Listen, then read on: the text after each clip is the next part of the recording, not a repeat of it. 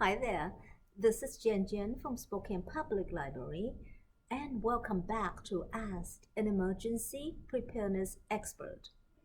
In this episode, our expert talks about sanitation. Be sure to watch all the way to the end of the video because Vern has some marvelous hands-on demonstration on this you do not want to miss. Hi, I'm Vern Page, and we're back again talking about home preparedness.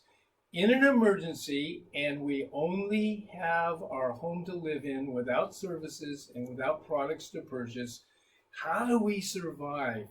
And we've been talking up to this point about water and the importance today about sanitation.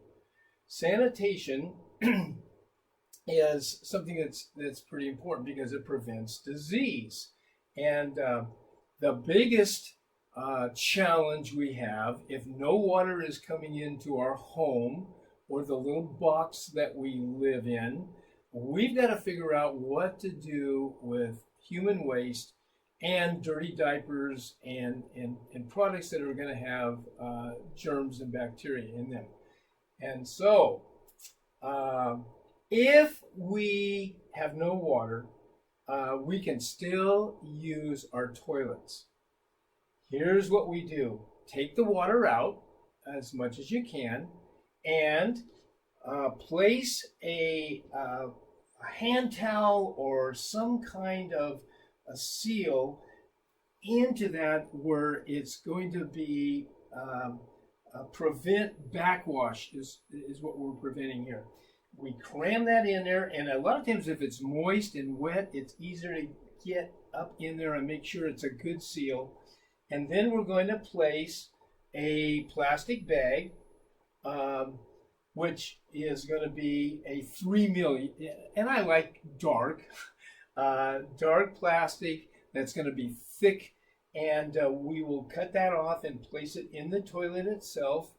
And after waste has been deposited, we put a little bit of bleach, diluted bleach, into that. It doesn't take very much, just a little bit of 1 part bleach with about 5 parts water is great. And that kills the odor and it kills the germs. So now it's in the toilet and it's safe. And then we just tie the bag or just fold it over and put the lid back down for the next person. The best I have found are these contractor bags, and you can get some that are more than 3 mil, but 3 mil is going to do the job for you. Now, after, depending on the size of your family, if it's a single person or a couple, you might go 3 days with waste before you want to deposit the bag outside in a container. Now remember, there's no smell and there's no germs in that. And this container would be enough for several months of waste that you could contain. You want to do that so animals and things do not get into that. This was something I ran across that I thought was kind of clever for camping or an emergency situation.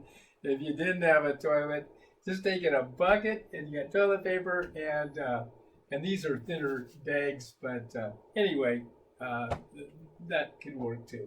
Now, washing and cleaning. Have extra soaps. All the different kind of cleaning agents that you use have extra in your home.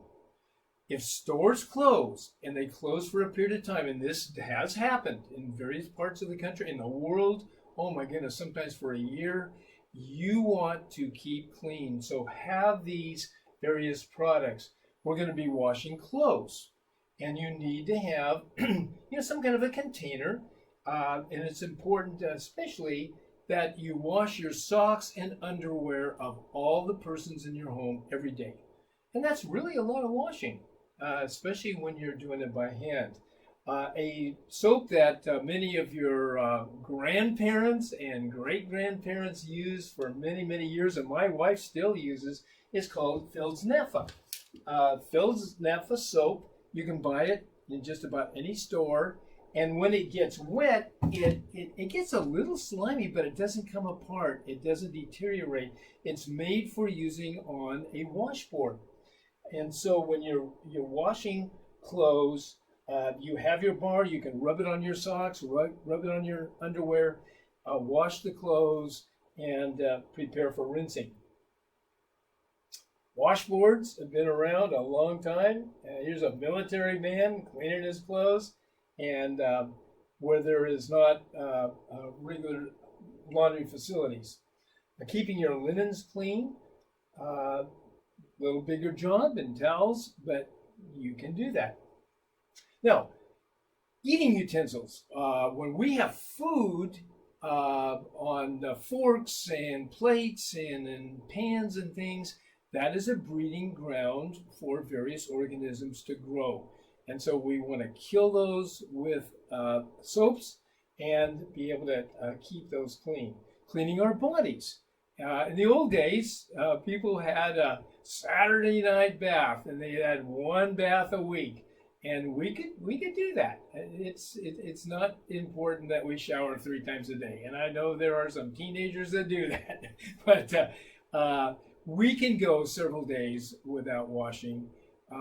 And of course, hair and having shampoos and those kind of things are important to keep our bodies clean. Hygiene, really important. I thought if I had to live without going to the store at all the stores have closed, and I can't buy any products. One thing that would be a convenience and you can live without, but I would like to have is deodorant. I think that would just be a nice thing to have to kind of, keep. But many people in the world never, ever use deodorants. It's not a necessity. In fact, actually, toilet paper is not a necessity, and many people live without that. But that's another story. You don't want to get caught short. You should have a little extra toilet paper. And this includes all your paper products that we have become accustomed to. Just think through, if I can't purchase anything, what do I need for the next month or 2 or 3? And just have extra and buy them on sale. Save some money.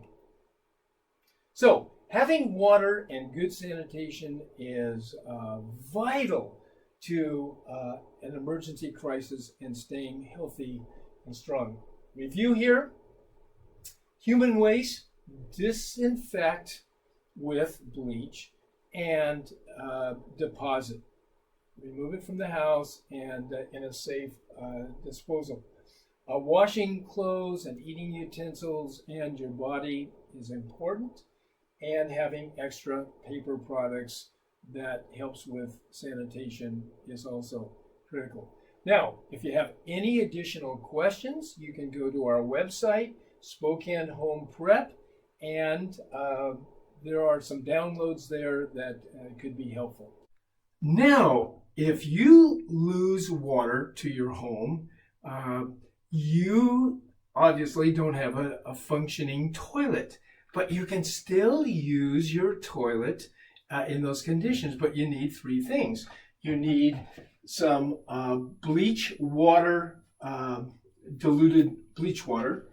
You need a hand towel, and you need a 3 mil 42-gallon plastic bag. Now, what we've done with this 3 mil plastic bag is we've kind of cut it in half. We're not going to use the whole bag, but we're going to use our toilet now in these no water conditions.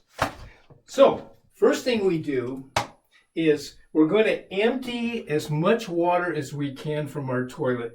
I've shut the water off so there's no water coming into my toilet if the water does come back on.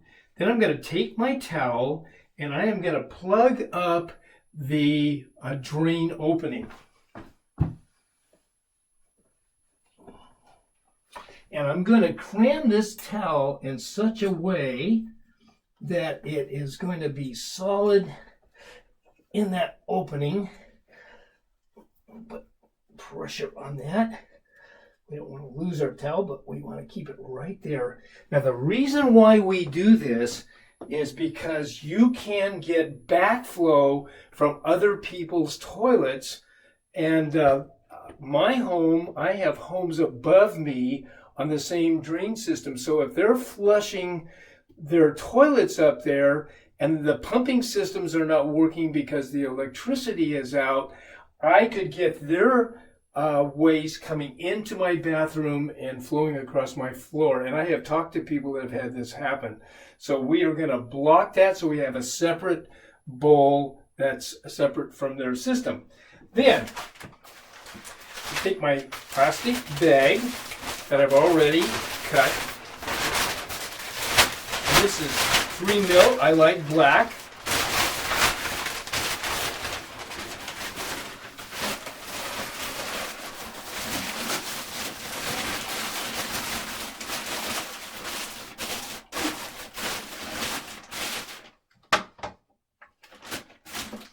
And now I have a porta potty. And after each person has used that, what they would do is take a little bleach. This is diluted bleach in water. It's 1 part bleach to 5 parts water. I'll take a little bit of that, and I'm going to just pour a little bit on the waste that is going to get rid of the odor. It's going to kill all the germs. Then I would fold the bag up.